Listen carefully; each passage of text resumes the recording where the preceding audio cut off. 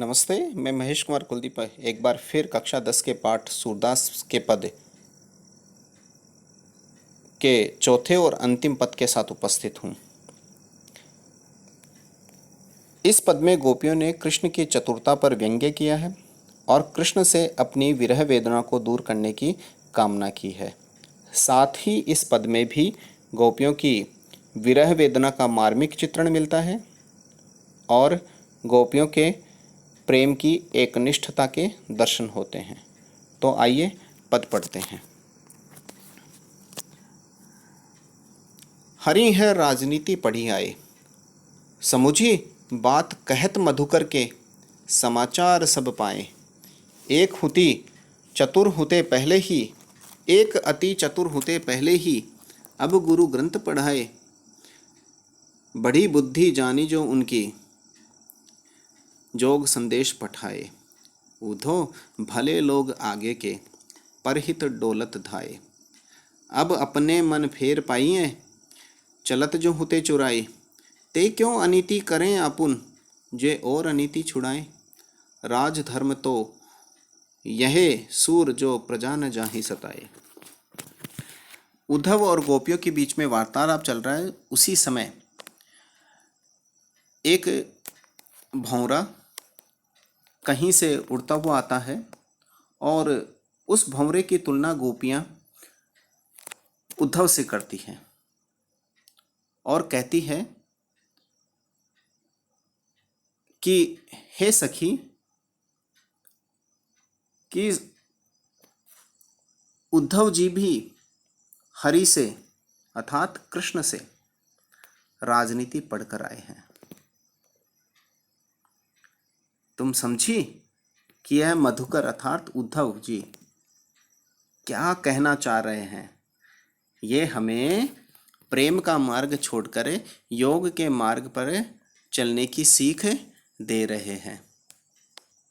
हमने सब समाचार पा लिए अर्थात हम इनकी वास्तविकता से परिचित हो गए हैं। एक तो पहले ही चतुर थे, ऊपर से गुरु से ग्रंथ पढ़कर आए हैं अर्थात कृष्ण ने इनको उद्धव को समझा बुझाकर यहाँ भेजा है। कृष्ण के राजा बनने के पश्चात उनकी बुद्धि बढ़ गई है और इसी बड़ी बुद्धि का अर्थात चतुर हो गए हैं और इसी चतुरता का परिचायक है कि वे स्वयं न आकर उन्होंने यह योग का संदेश भेजा है। पठाए का अर्थ होता है भेजना। कि गोपियां उद्धव से कह रही कि हे उद्धव, पहले के लोग, आगे के लोग अर्थात प्राचीन काल के लोग भले लोग थे, अच्छे लोग थे, जो दूसरों के हित के लिए इधर से उधर घूमते थे, यहाँ से वहाँ जाते आते थे, किंतु यह आपके स्वभाव में और आपके कृत्य से बिल्कुल भी पता नहीं चलता है। आप तो दूसरों के हित अर्थात हमारे हित के बजाय आप तो हमारी हानि की बात लेकर यहाँ उपस्थित हुए हो। आप हमें हमारे कृष्ण को छोड़कर, उनके प्रति प्रेम भावना को छोड़कर योग का संदेश अपनाने की बात कह रहे हैं, जो कि हमें जरा भी पसंद नहीं है। अब आप ही बताइए उद्धव जी कि क्या वे कृष्ण अपने मन को फेर पाएंगे अर्थात हमारे मन को दोबारा या हमें लौटा पाएंगे, जो यहाँ ब्रज प्रदेश से चलते वक्त चुरा कर लेकर गए थे। हमें तो यह समझ में नहीं आ रहा कि कृष्ण राजा बनने के पश्चात इतने चतुर और इतने निष्ठुर कैसे हो गए हैं। वो तो दूसरों को अन्याय से बचाने वाले थे, अन्याय से छुड़ाने वाले थे। वे खुद क्यों अपनी प्रजा या दूसरों पर अन्याय कर रहे हैं।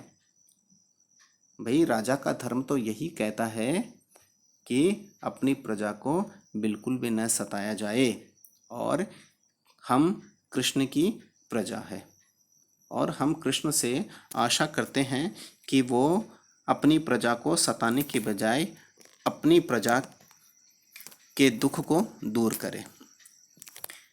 इस पद में आए विशेष बिंदुओं को देख लेते हैं।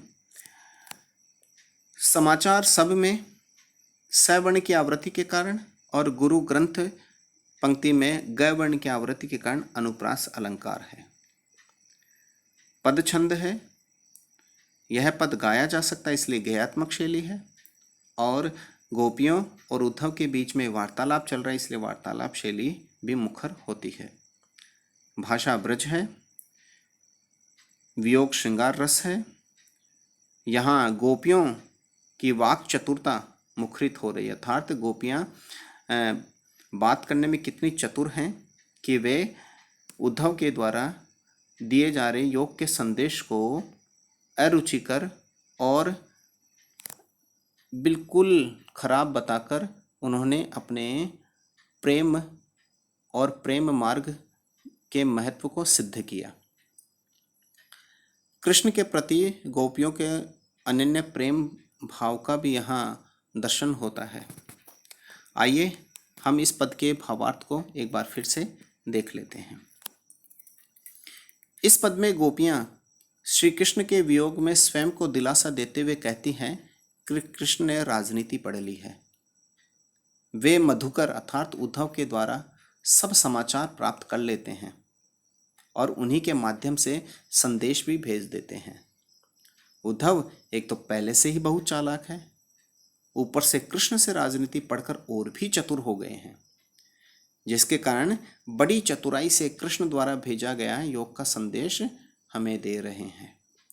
कृष्ण की बुद्धि की प्रशंसा करनी होगी जो हमें इस उद्धव के माध्यम से यह योग के संदेश के मार्ग पर चलाने हेतु बाध्य करने की असफल कोशिश कर रहे हैं।